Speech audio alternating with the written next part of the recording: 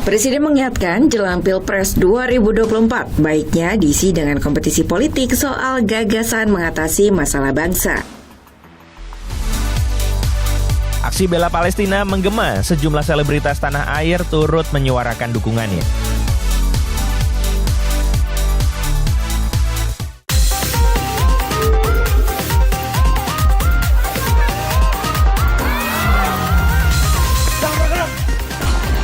Mohon maaf sebesar-besarnya kepada istri saya.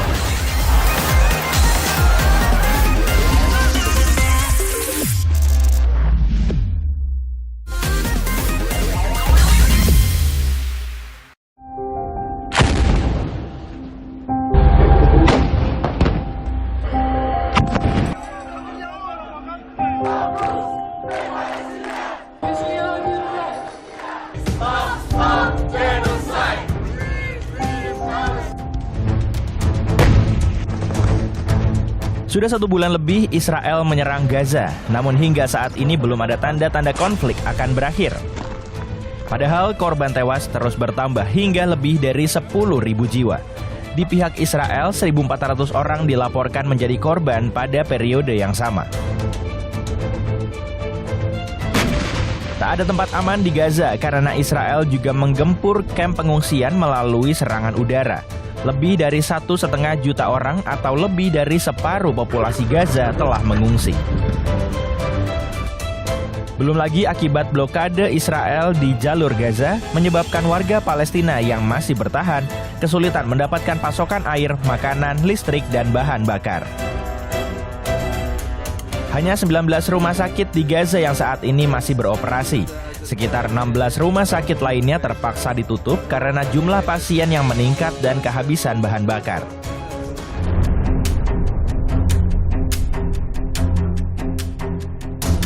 Majelis Umum PBB menyuruhkan gencatan senjata. 120 negara mendukung keputusan ini, namun 14 negara lainnya tetap menentang. The Secretary General reiterates his call for an immediate humanitarian ceasefire and unimpeded humanitarian access to be granted consistently, safely, and to the scale in order to meet the urgent needs created by the catastrophe unfolding in Gaza. Aksi bela Palestina bahkan menggema di negara-negara pendukung gencatan senjata. Sejumlah selebritas dunia juga turut menyuarakan dukungannya terhadap Palestina.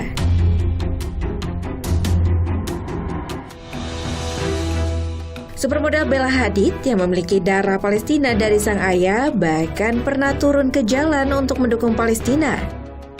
Angelina Jolie, aktris Hollywood yang sudah 20 tahun bekerja di bidang kemanusiaan, juga terang-terangan mendukung Palestina. Lewat brand kosmetik miliknya, Selena Gomez secara terbuka mengutuk serangan udara yang dilakukan oleh Israel ke Gaza dan memberikan donasi untuk Palestina.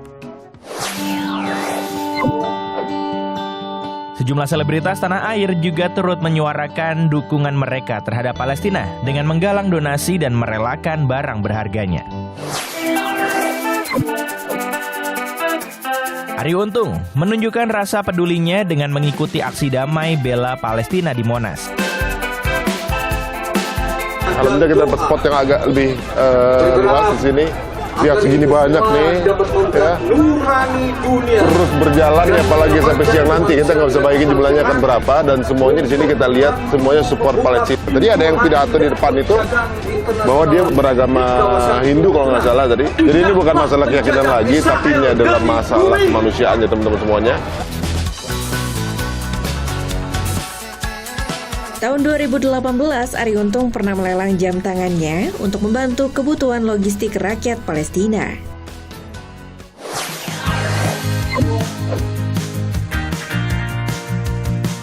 Salah satu bentuk kepedulian Ivan Gunawan ditunjukkan dengan membuat desain hijab eksklusif bertema Palestina.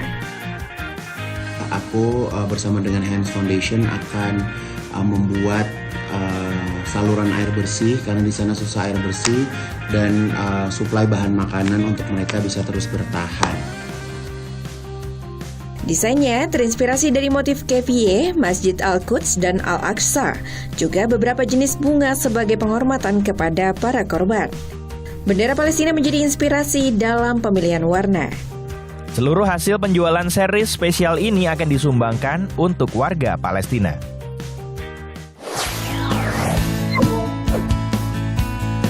Zaskia bersama suaminya Hanung Bramantio juga ikut turun ke jalan dalam aksi bela Palestina. Baru selesai dari depan US Embassy, ramai banget.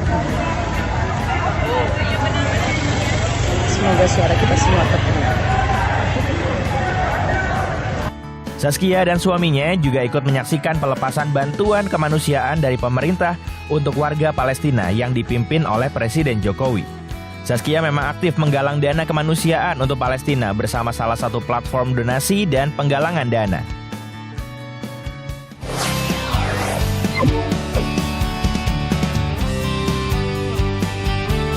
Ananda Omes rela melelang motor kesayangannya yang hanya ada 40 unit di Indonesia dan 1000 unit di dunia. Hasil pelelangan ini 100% akan didonasikan. Teman-teman, bismillahirrahmanirrahim. Ini ada sebuah motor yang akan saya dan istri saya lelang untuk membantu saudara-saudara kita di Palestina. Ini adalah motor kesayangan kami berdua, Royal Enfield Classic 500 Pegasus, sebuah motor limited edition. Ini ada angkanya sesuai dengan sertifikat keasliannya atas nama saya sendiri. Lelang dibuka di kolom komentar media sosial Omes. Dari harga beli Rp109 juta, penawaran berlaku dalam kelipatan Rp5 juta.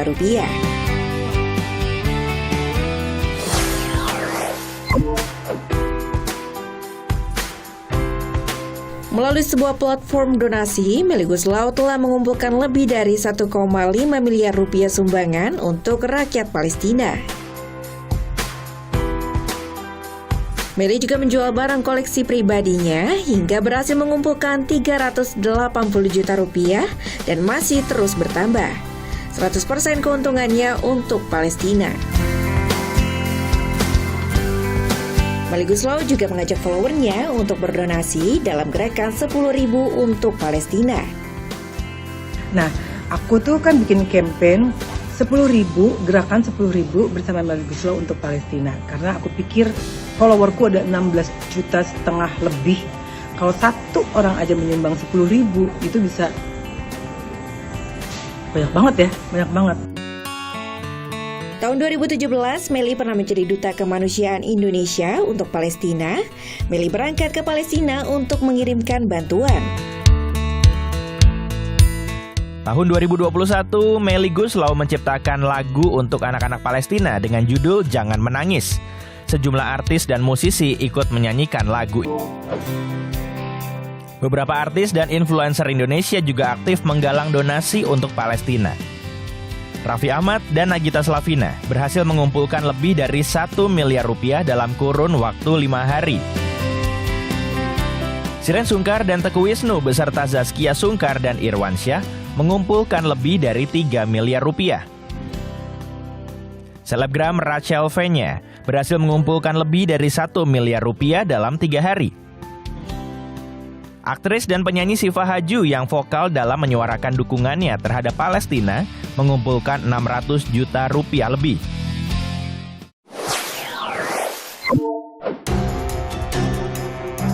Informasi menarik lainnya masih akan hadir sesaat lagi. Tetaplah di Pop News. Sinetron yang kita lihat.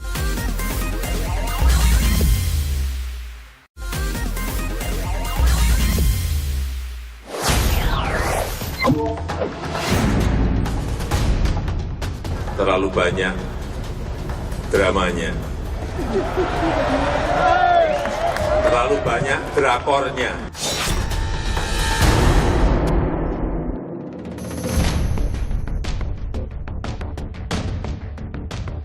Mengkritisi situasi politik jelang Pilpres 2024, Presiden Jokowi mengkaitkan contoh yang Bapak berikan, sikap negarawanan Bapak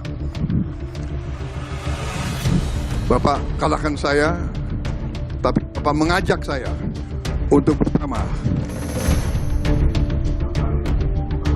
Bakal capres dari PDI Perjuangan, Ganjar Pranowo, sependapat dengan pernyataan Jokowi yang menginginkan iklim politik lebih banyak didominasi adu gagasan. Namun, dia menyinggung demokrasi harus sesuai porsinya. Semua orang bisa berkomentar apapun dan saya lebih suka dengan gagasan. Saya setuju dengan politik gagasan, maka demokrasi mesti kita dudukkan dalam porsinya sehingga cara-cara yang kira-kira tidak pas, ya jangan dipakai. Sehingga semua punya situasi yang semua punya sikap yang sama, punya lapangan yang fair, sehingga gagasan-gagasan itu bisa disampaikan dan kita harus jujur. Sementara baca pres dari Koalisi Perubahan Anies Baswedan menyindir pemerintahan yang memanfaatkan kekuasaan demi kepentingan keluarga. Institusi negara itu bekerja untuk kepentingan publik, bukan untuk kepentingan sekelompok orang, bukan kepentingan satu dua partai, apalagi kepentingan keluarganya sendiri. Sebagai partai yang merasa ditinggalkan oleh Jokowi, PDI Perjuangan justru mempertanyakan siapa gerangan pembuat drama tersebut. Mereka juga mempertanyakan untuk siapa sindiran ini dan siapa di balik drama ini.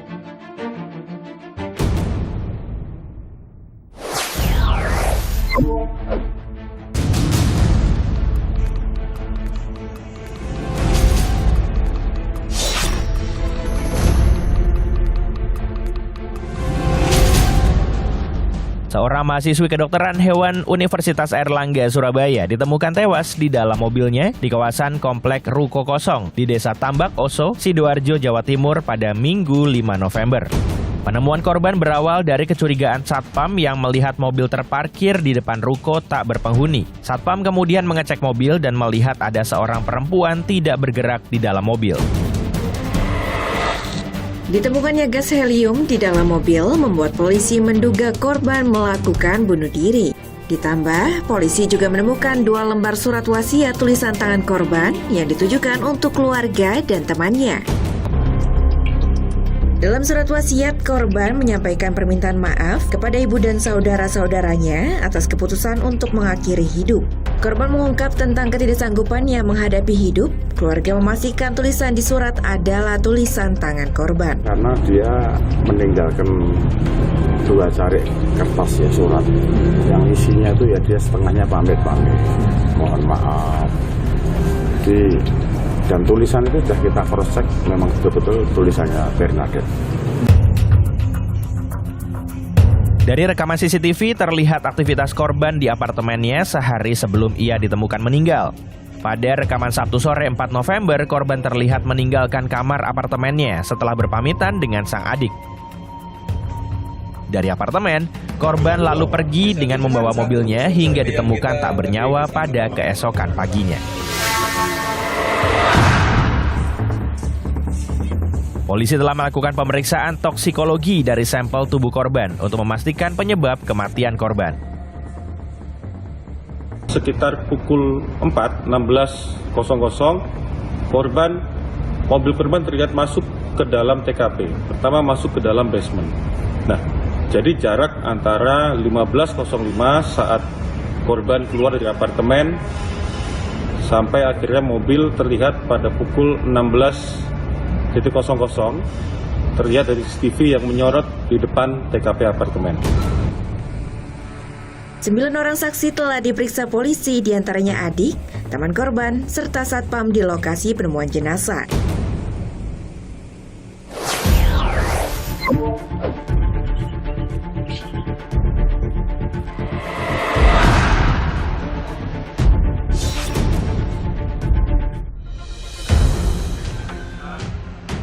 Lagi-lagi, Mas Ria berulah. Usai ditetapkan sebagai tersangka tindak pidana ringan, Mas Ria yang seharusnya menjalani sidang perdana pada Rabu siang justru kabur pada Selasa malam. Usaha Mas Ria melarikan diri, terekam kamera CCTV yang berada di rumah Wiwi, korban Mas Ria. Dari rekaman, terlihat Mas Ria diantar seorang perempuan yang diduga adalah anaknya.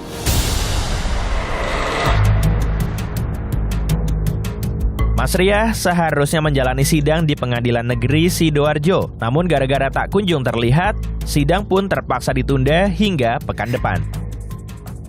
Nanti kita koordinasi dengan pengadilan, kejaksaan, semua bagaimana prosesnya nanti, apakah perlu pengamanan, bukan penahanan ya, pengamanan terhadap yang bersangkutan dalam rangka supaya bisa hadir pada sidang berikutnya.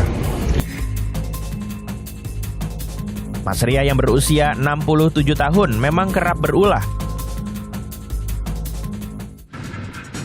Mas Ria sempat dipenjara selama 1 bulan di lapas kelas 2A Sidoarjo lantaran membuang tinja ke halaman rumah Wiwi tetangganya. Usai bebas, Mas Ria tak kapok. Kini Mas Ria kembali ditetapkan sebagai tersangka dan diancam hukuman penjara 3 bulan dengan denda 50 juta rupiah.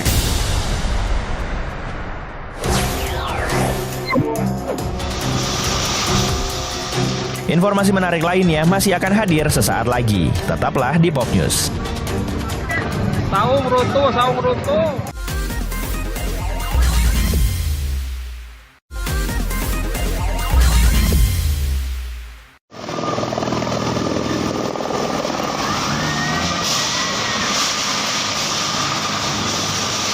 Inilah detik-detik pendaratan uji coba helikopter milik penerbangan TNI AD di lapangan Taruna Cijulang. Putaran baling-baling helikopter mengakibatkan angin kencang hingga 13 warung porak-poranda. Angin dari helikopter tuh. Saung Ruto. Tuh, sampah. Pengembulan. Meski sejumlah warga menonton pendaratan helikopter ini, namun dilaporkan tidak ada korban jiwa maupun luka. Saung kena helikopter, Ubo. Pasca kejadian, TNI melakukan perbaikan atas kerusakan dan memberikan ganti rugi pada warga terdampak. Ya Allah, itu ruang saung.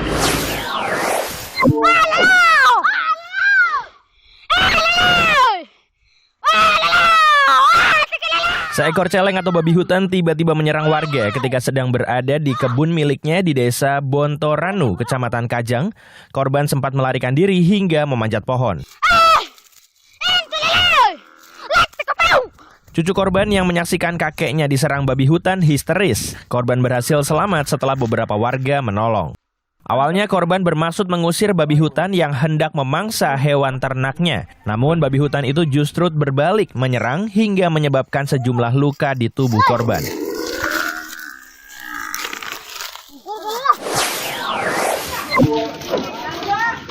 Ayo masuk.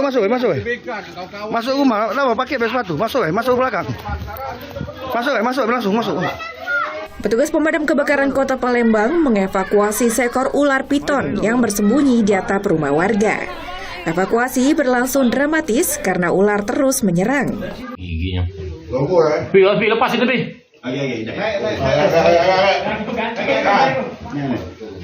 Setelah 1 jam proses evakuasi, petugas akhirnya dapat menangkap ular piton.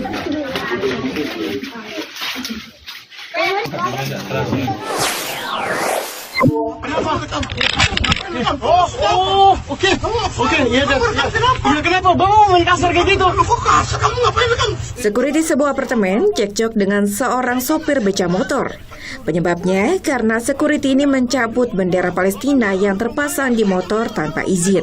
Kenapa emang kalau saya pasang? Urusannya apa? Saya merugikan nggak? Security ini berdalih tindakannya karena untuk kenyamanan penghuni apartemen yang merasa terganggu. Pengendara kembali memasang bendera motornya dan dieratkan dengan kabel supaya tidak lagi dicopot. Enggak, Bapak duluan kok. Bapak mendorong saya. Bagaimana nggak terima kamu rekam saya? Security memberikan teguran lagi, namun karena tak terima direkam, keduanya lalu terlibat adu mulut. Pihak perusahaan mengaku perbuatan security bukan kebijakan resmi. Perusahaan telah menonaktifkan pelaku, menyadari kekeliruannya, pelaku akhirnya minta maaf. Menyatakan permohonan maaf atas kejadian yang sudah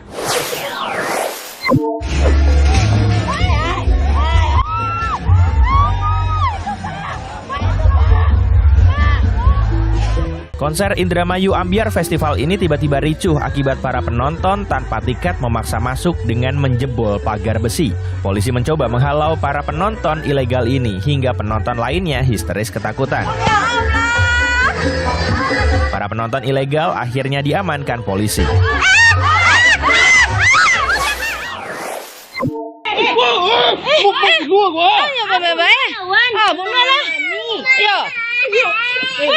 Pria ini nyaris melemparkan hantaman ke seorang wanita di depannya. Penganiayaan yang terjadi di Kampung Rawang, Bakuang, Kecamatan Linggosari Baganti ini telah dilaporkan ke Polsek Linggosari Baganti, Polres Pesisir Selatan. Capek kau kali lihat tuh, guys. Sok pintu tuh kunci. Kasus ini tengah ditangani Uni PPA Polres Pesisir Selatan.